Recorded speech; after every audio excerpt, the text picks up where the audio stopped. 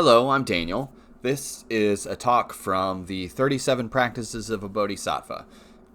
These are tips and tricks designed to help us achieve our full potential and be more mindful, aware, and compassionate, okay? So, and you don't, there are 37 of them. You don't have to listen to them in order at all. And this one is called Giving Up Fixation on the Object of Aversion as Being Real. That's a heavy title, right? Giving up fixation on the object of aversion as being real. Yesterday, it was giving up fixation on the object of attachment as being real. This one's the opposite, okay? So you may go back to yesterday and watch that one. Listen to that one. So I'm going to read the verse, and then I'm going to discuss it. The various sufferings are just like the death of one's child in a dream. How very tiring to grasp illusory experiences as being real. Therefore, when encountering adverse circumstances, it is the practice of bodhisattvas to regard them as illusions. I don't like how heavy that is. So, except the message, okay, it's very heavy-handed. Sufferings in life are like the death of your child in a dream. They're not real. That's very heavy-handed. I don't really agree with that hardcore wording. I think what we're talking about, though, is don't cling to your suffering. Don't cling to your struggle. We want to get rid of things. We want to push things away. So previously we talked about how we want to hold on to things, and this is the opposite. We want to push things away. We want to get rid of the things we don't like. I don't like how I feel right now. I want to get rid of that. Or I'm mad at the world for making me feel this way because I'm not taking responsibility. I want to get rid of that. And I like to think of that old cliche, and I don't know where it comes from. This too shall pass. I don't know where that comes from. Somebody should tell me. But the point is, good conditions and states of mind will come and go. And we know that.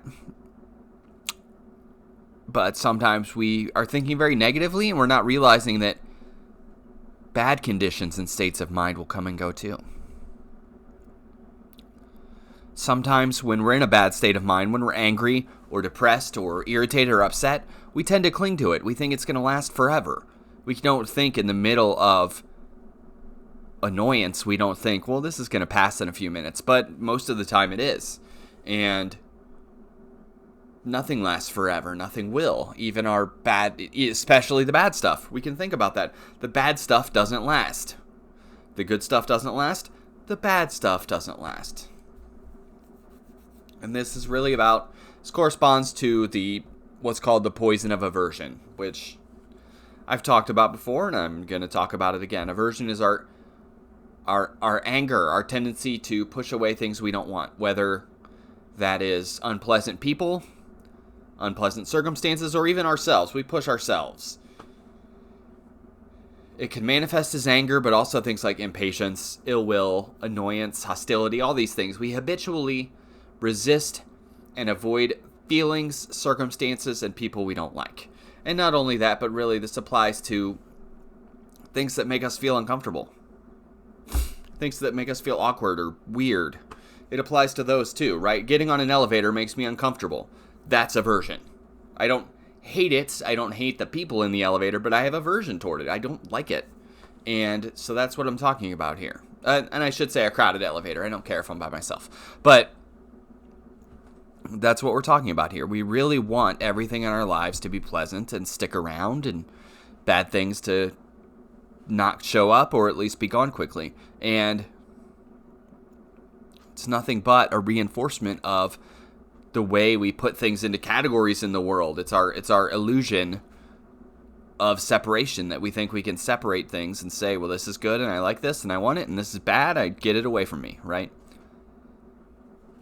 Aversion sort of traps us in a cycle of always finding something wrong. Because if you're looking for something wrong, you will always find something wrong. And when we're carrying this aversion around, our minds are frantic. We can't be calm. We have a very easy time getting obsessed with whatever conflicts we're in. And we can also have a conflict within, a hatred for ourselves or our own feelings, like, oh, why am I feeling this way right now? Instead of accepting ourselves. With aversion, we create enemies out of those around us. It includes sometimes we create enemies out of objects even, and we also create enemies out of ourselves. So the point is, can we, when something really bad is happening, can we think, well, this is going to pass? Right now it's like this. We can sit and think, I wish this was different. I wish this would go away. Or we can think, right now it's like this. What can I do? Right now it's like this. What can I do? It's just right now. It's just right now. But we tend to think, oh, I'm stuck. And we tend to think we don't see the end. It's like we're in the forest and we can't see the way out. It's like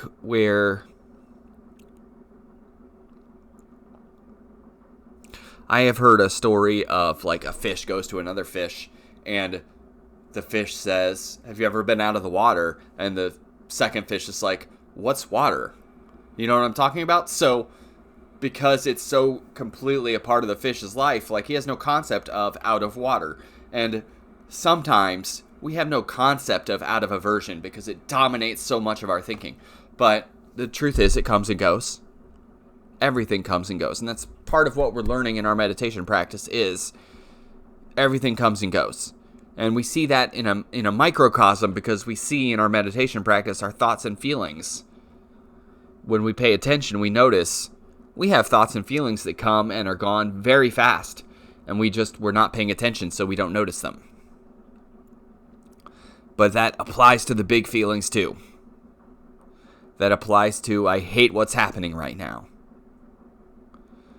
And if we can just have that moment where we think this is going to pass, the hope is we don't make it worse for ourselves. We don't make it worse for ourselves. So, that's it for today. That was giving up fixation on the object of aversion as being real. So, thank you for taking the time to listen to me, and have a good day.